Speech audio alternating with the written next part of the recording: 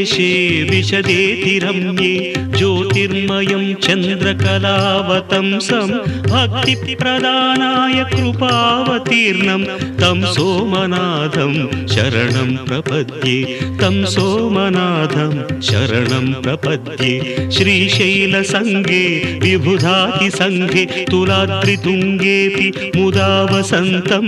तमर्जुनं मल्लिकापूर्वमेकं नमामि संसार समुद्रसेतुं नमामि संसार समुद्रसेतुम्